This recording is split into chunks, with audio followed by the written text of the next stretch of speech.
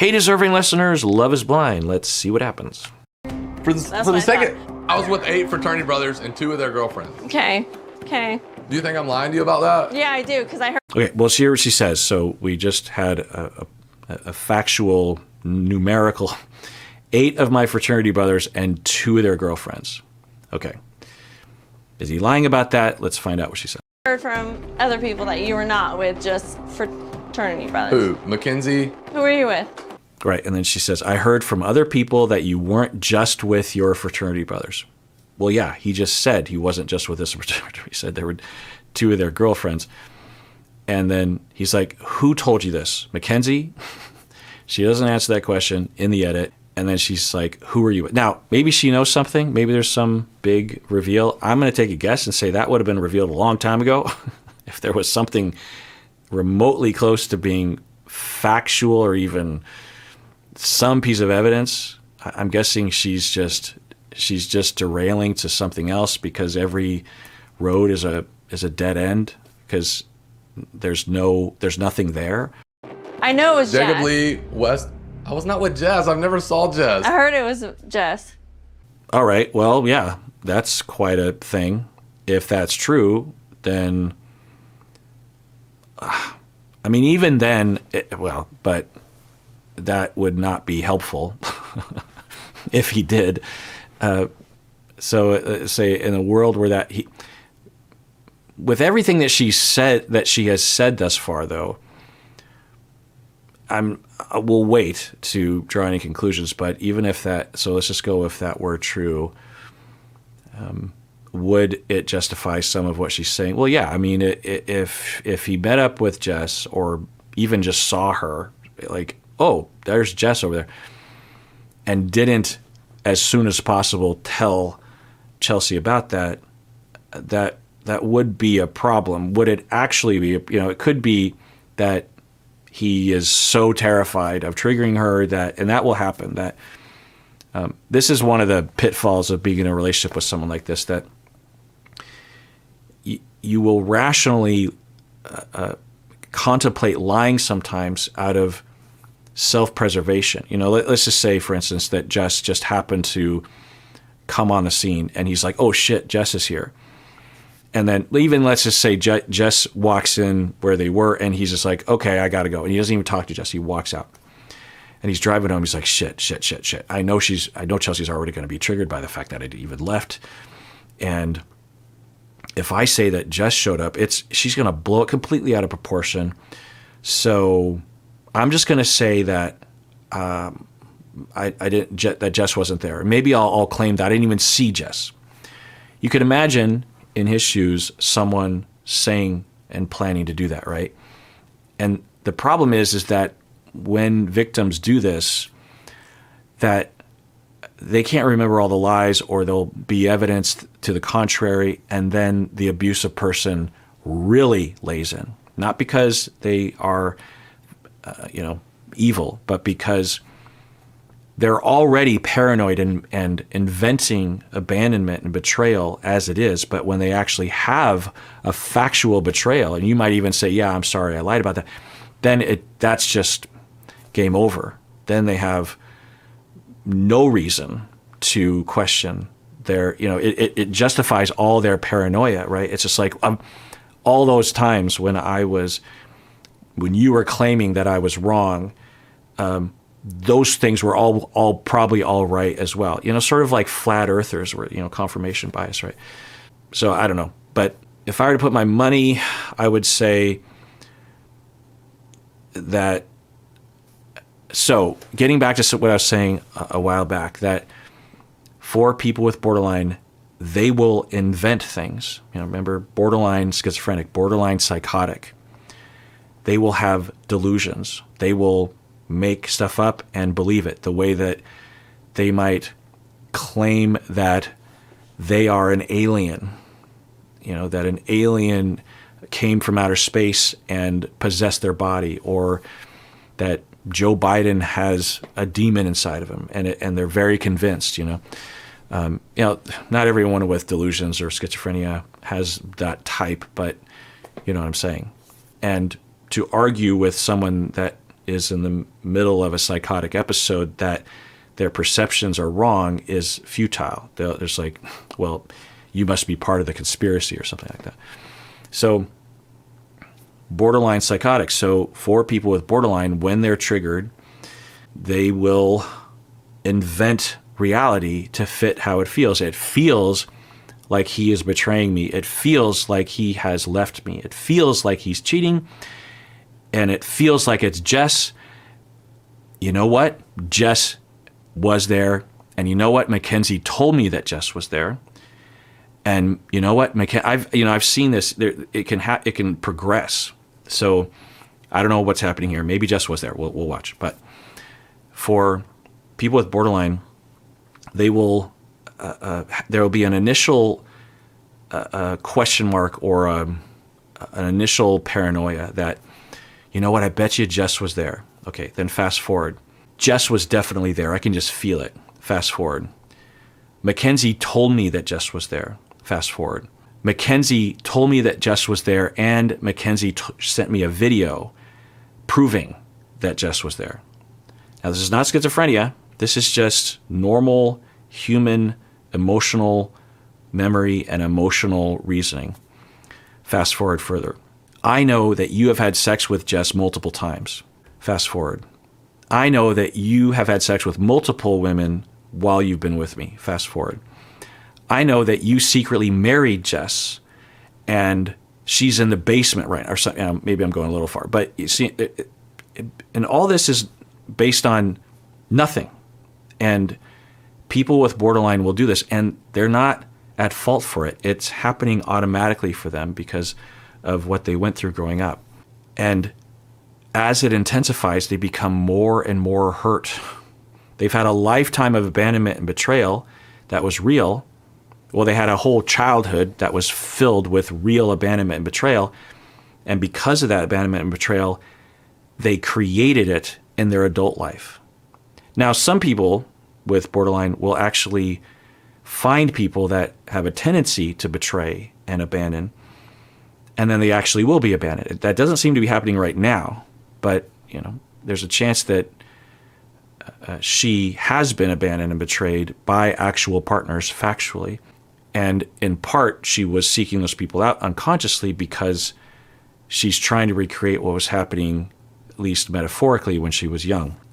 Not that she's to blame for the betrayal. Whoever betrayed or harmed her, abandoned her, they're to blame for it. But that often is the pattern. And when the partner doesn't fit the pattern, the borderline person will make them fit, either just by convincing themselves that it is happening or by slowly manipulating the partner to actually do those things. Because it's not hard to imagine that over time he will break up with her, which is an abandonment. Or in a worst case scenario, he will cheat on her and be discovered, something like that, right? Or he will lie to her in a very factual way. So it can be a self-fulfilling prophecy, particularly if the relationship is long-term. Imagine if this relationship continues like this and he is a victim and she is being abusive, which I can't know. You could imagine that 5-10 years, say he's been isolated from his friends, and then one day he's out and about and he bumps into one of his old friends, the woman that he had sex with in the past.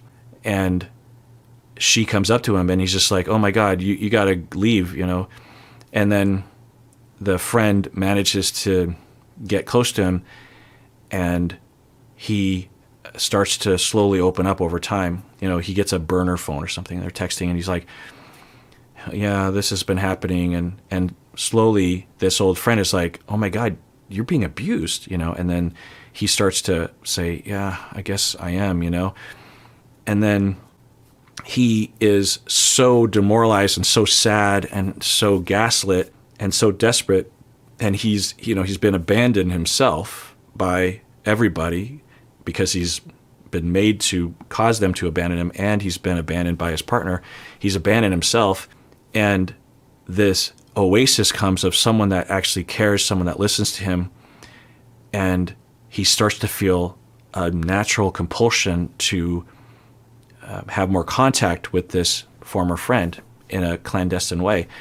And then he, one night, they have a couple drinks, and he's just so appreciative of her, and they kiss.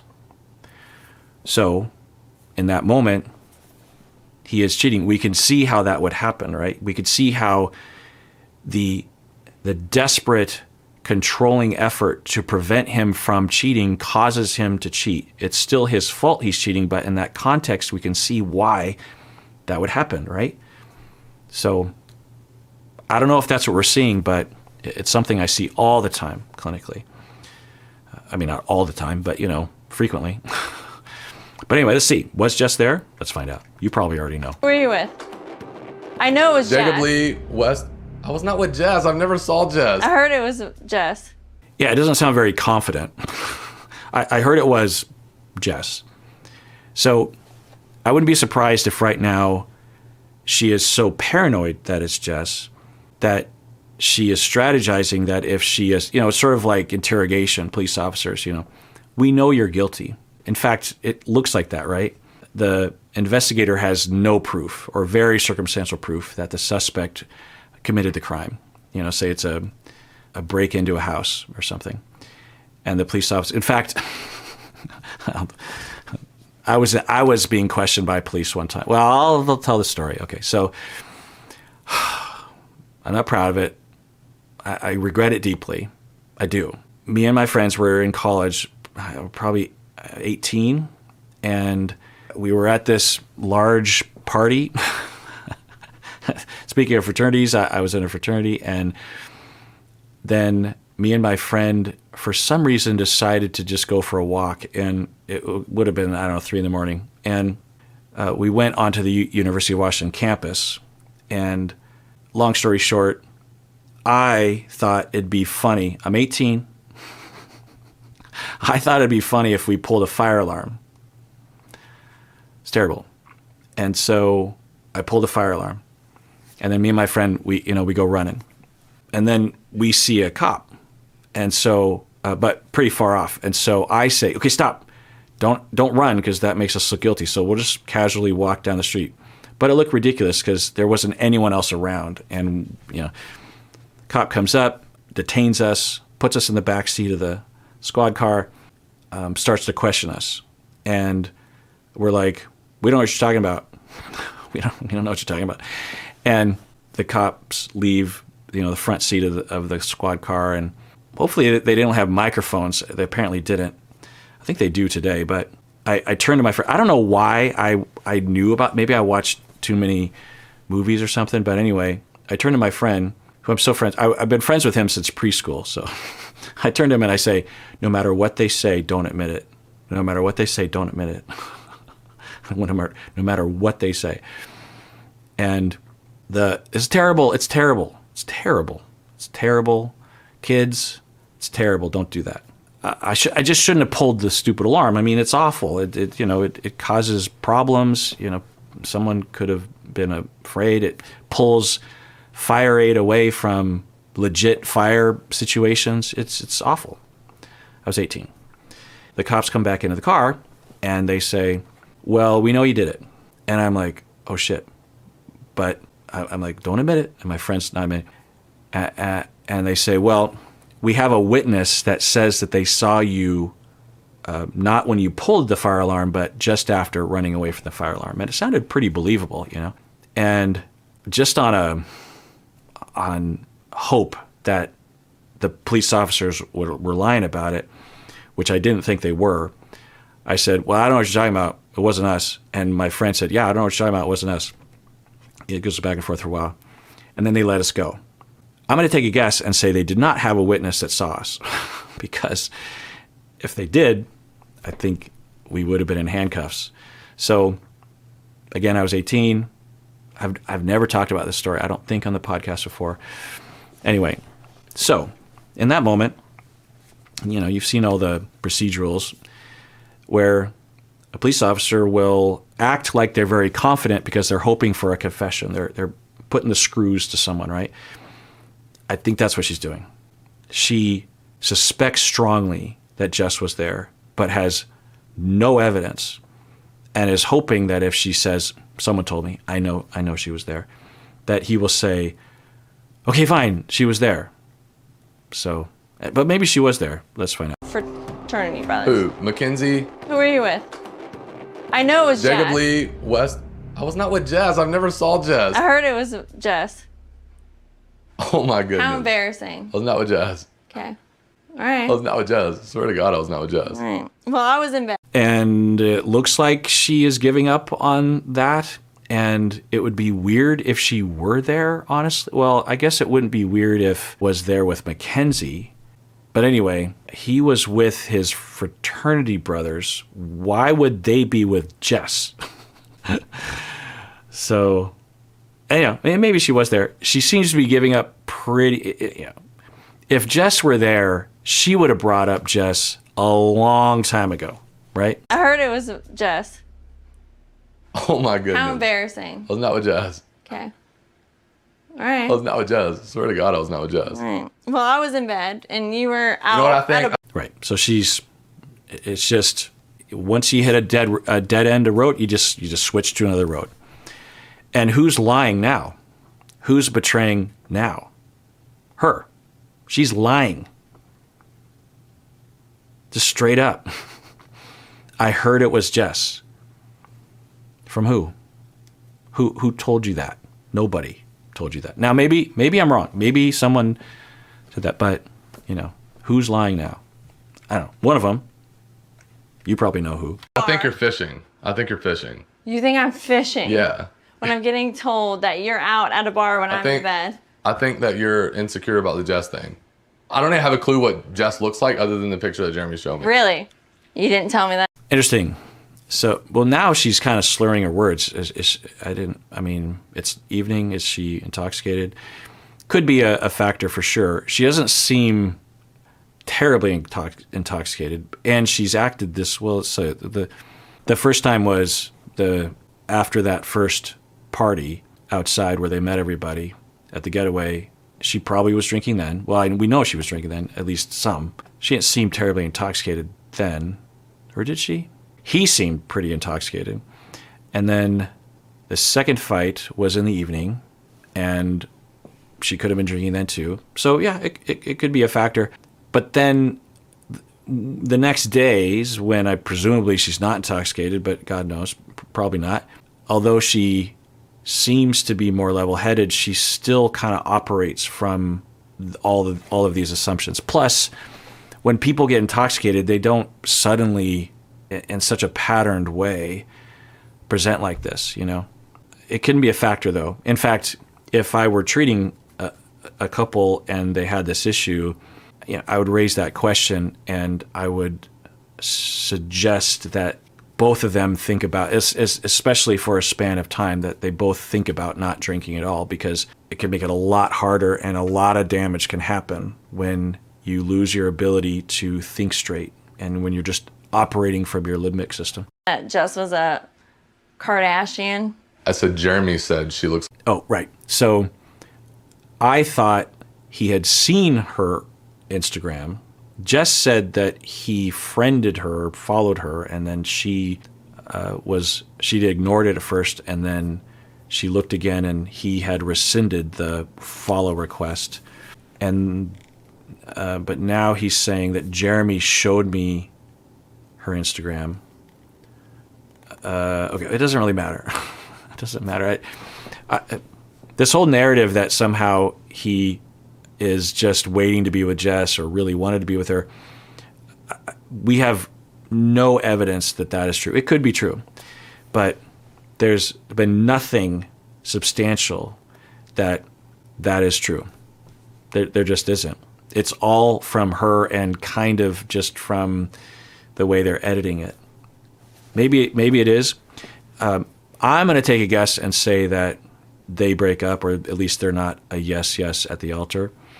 And we'll just never know, because say they do break up, it would be rational if he did date Jess. It wouldn't be a terrible thing because he did connect with Jess, and Jess wants to at least see with him. So you'd have two consensual people Chelsea doesn't have any ownership over him. So it would be normal for that. I don't know if that would. I don't even know if he's going to break up with her. But if that did happen, then that would solidify in Chelsea's mind, and maybe a lot of the audience's mind, that yes, he never wanted to be with Chelsea. He always wanted to be with Jess.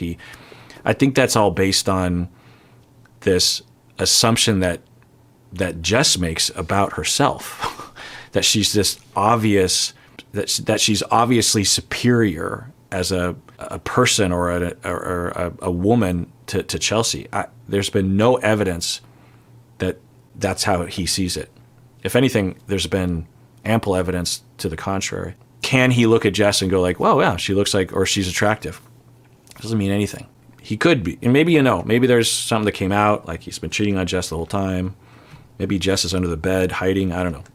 Yeah. We have already talked about this last night, and you never mentioned the Jess thing until tonight. I felt like shit last night, and I didn't say anything because it made me really sad. And we're seeing the pattern that she's run out of roads to go down, and she's now appealing to emotion. It's not volitional in all likelihood. It's just she's been convinced. I think that's actually what just happened, is that in a sense she kind of crested the hill, and we've seen this. This is the third time we've seen it on camera, where he scraps and scrapes and begs and stays in the fight and doesn't get nasty.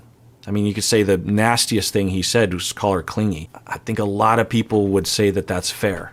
I would say don't say that word. You can say the concept, however you're defining it, but the word is, pretty hurtful. But, aside from that, he's just sticking with it. And eventually he wins her over. And if this is going to work, I suppose that's what needs to happen, in addition to a lot of other things. And then eventually she's convinced, okay, he passed the test. So now I'm just going to ramp down a little bit, and I will feel satisfied, basically. He showed that under circumstances where a lot of my partners would just walk out the door or something, he's still trying. And I crossed the line by lying to him that I heard that Jess was there. I mean, the fact that she's not hammering on that just tells me that she was lying, just straight up lying. I heard Jess was there. So we've seen this pattern, and in the past, the first time I was encouraged when, he goes over to her, they're in the bungalow thing at the getaway, and he's like, I'm so sorry, I didn't want to hurt you. And she has eye contact, and she says, you hurt me or something, you just need to listen to me. But she's soft. And then they make up, and she says, I can't stay mad at you, and you need to not do that again. And he's like, I'm sorry. It's a cycle, and it's inevitable until she gets focused treatment and dedicates herself to working on those things and dedicates herself to questioning. A big part of the treatment of borderline is to question, not to state, but to question. I'm constantly doing this for a variety of clients, but that, okay, in the moment, and maybe even right now, Chelsea, you have a strong suspicion that he's abandoning you, or that he's cheating on you, or he's lying to you, or he doesn't love you or something. You're strongly convinced of that.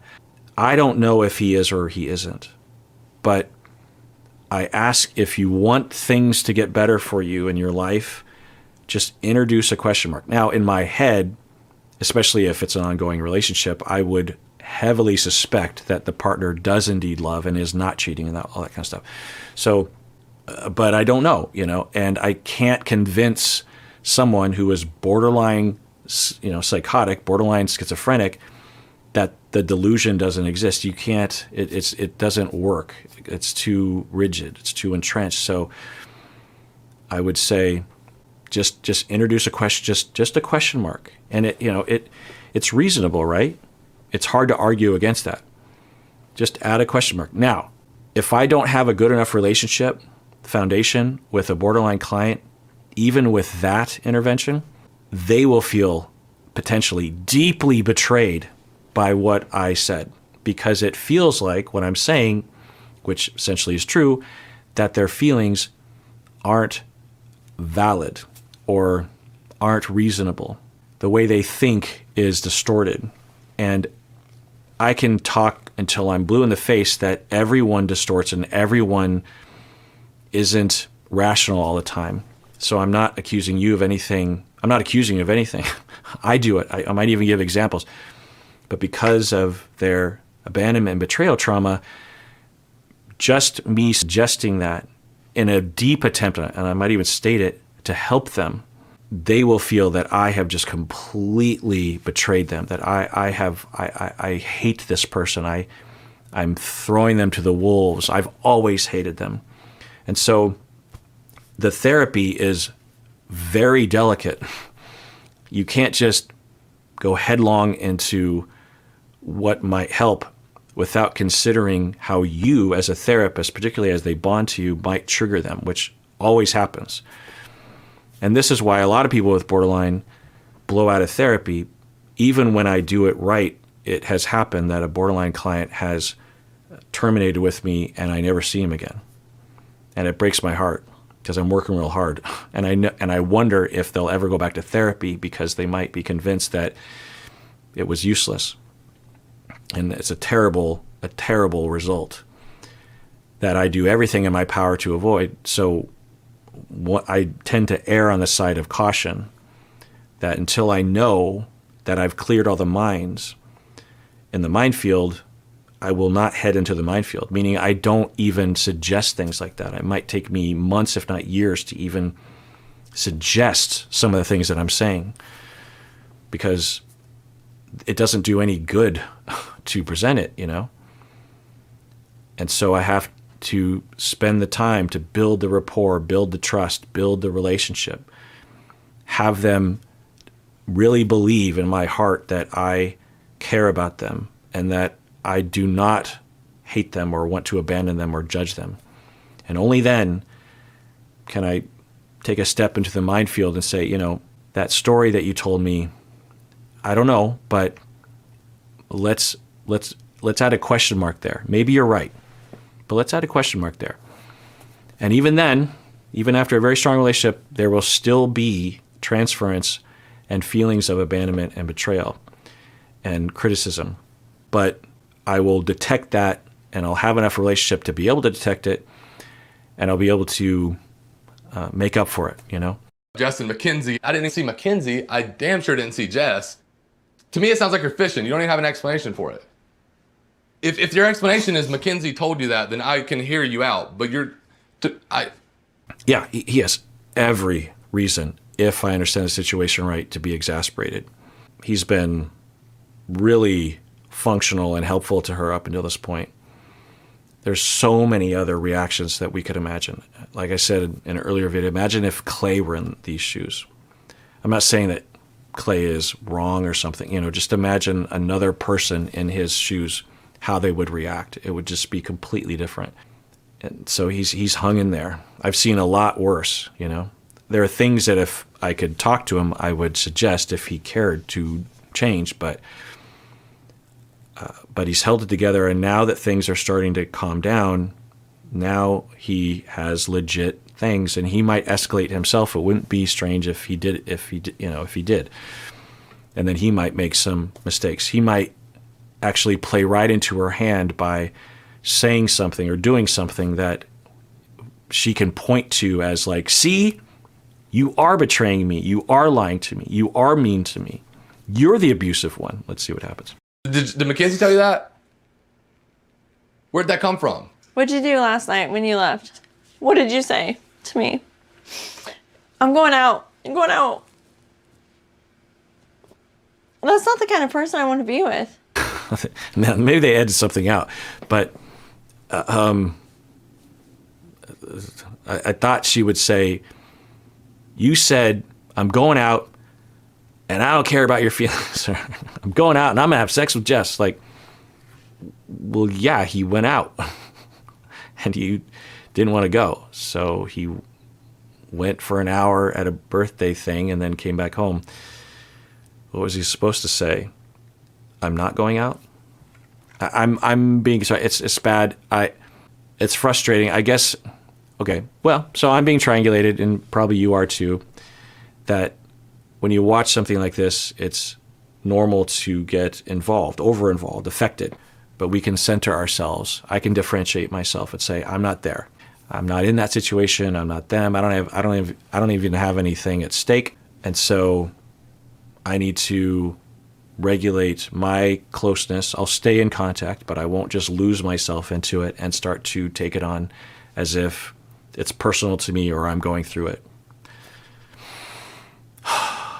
Stop the sarcasm. If you want to be that kind of You person, don't want to be with me? cool. You don't want to be with me? That's not the kind of person I want to be with. The only night that I went out that you also didn't go be with your friends was last night, and I was going an hour and a half total. Just to make an appearance for a friend's birthday. I don't think that's unreasonable. I really don't. And by the way, as a therapist, differentiation and countertransference management, the system of countertransference management has to be robust and well practiced, and there has to be a lot of wisdom and experience involved in it. And it frequently, especially as the treatment intensifies, I might spend half of my energy just managing my countertransference in session, especially when a client is coming after me, which happens. So I have to hold on, and I have very much failed at times. There was one time when someone was really coming after me, and it was the first foray into borderline symptoms that I'd seen. I suspected something was going on, but I hadn't. It was in the beginning, like the first few months or something, and I held it together, and I was fine for the first, 20 minutes. And I did my normal shtick. I was just like, yeah, I hear you, and I was still with the client and telling myself, this is normal, it's okay. I think I'm seeing something here. I don't know. The accusations here are, there's no foundation to it. It's you're okay. Everything's fine. But then the client said this one thing, and that's what people sometimes know what to do, because when they were young, they were socialized to figure those points out, and keep trying various different things until they get that point, not because they're evil, but because they're trying to test the other person to see if, are you really for real? Do you really not hate me? What if I did this to you? Do you still not hate me? What if I did this to you? Do you still not hate me? And they have a lot of hostility, a lot of reasons to be angry and hostile. So they're also trying to get you in that way. Not all of them, but sometimes. Anyway, so she's doing that to me. And, I'm managing it. And then all of a sudden she got, I don't know what it was, but she got me. And the adrenaline, it's just a feeling of danger, of deep, deep danger. That's irrational. There's no danger, but it feels so dangerous. It's so terrifying. And my body just went through the roof. I was dripping in sweat, and I couldn't think, and I just wanted to run out of the room. I mean, it was truly terrifying. So that's why countertransference management has to be very, very robust. I would say that mine was, but I was ill-prepared for even the possibility that I needed to be on my toes with this client, because I hadn't. And looking back, it's been a long time, but since this particular session, but I suspect that I was overworked and hadn't really sat down to think about my approach with this client, and hadn't really sat down to think about my conceptualization of this client. And although I was probably doing okay work, I just hadn't spent the time that would have helped me to be more on my toes in the moment. Okay, well, let's stop the video there. And everyone, please take care of yourself. Tune in next time if you want to continue watching this show with me. And take care of yourself, because you deserve it. You really, really do.